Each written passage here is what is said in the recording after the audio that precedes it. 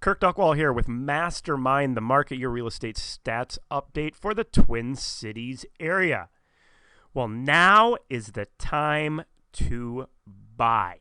Why is that? Well, we'll get into that in just a second. But first, make sure you click on that subscribe button.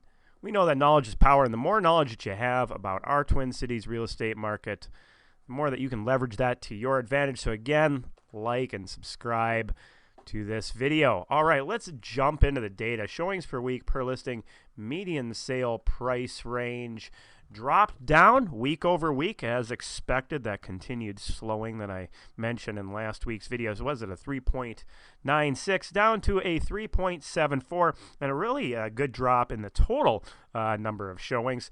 Was at a 39.31 down to a 35.52. So definitely things are getting a lot slower for showing activity out there. Why is this? Well, a lot of it's due to the time of year. So we can see that we have listings up again week over week. Was at 1711 up to 1736. Pending sales did rise as well, up from 1150 up to 1289. And then inventory making a move upwards. So that gives more listings to spread out that showing activity to, which then is making it less competitive out there for the listings that are available. Simple supply and demand. More supply keeps coming up and demand is going down. As we know, total number of showings and buyers out there right now is quite a bit less than earlier this year.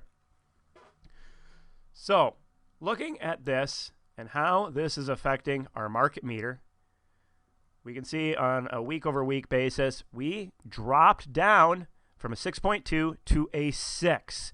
Now that 6 is putting us in that balanced market range. Now that's as a market as a whole. If we look at the market just from 250,000 up to 500,000, that's still a little bit above 7 on the market meter. So a lot of the market's still experiencing somewhat of a seller's market.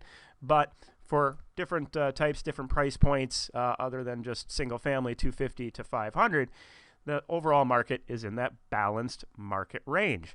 So we can see that this is a better time for buyers out there and expect this to continue.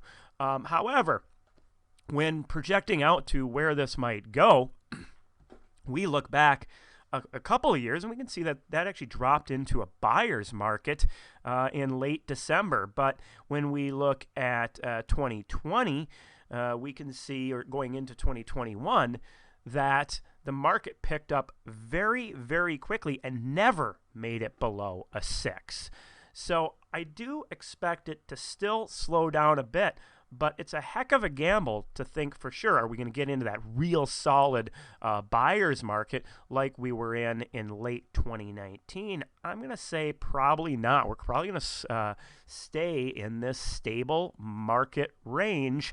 And so for buyers that are looking to make a move within the next 8 months or so, this is the time to buy. This is probably as good as it's going to get for your negotiation ability out there, because it's where inventory currently stands. With that, it doesn't look like it's going to necessarily get up to where it was at last year, so it could be another very competitive spring market.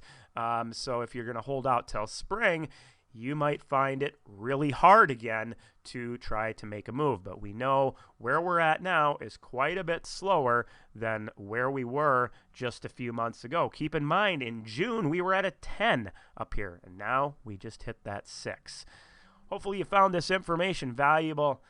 As always, take care, be safe. If you have any questions, you can always reach out. Have a good one.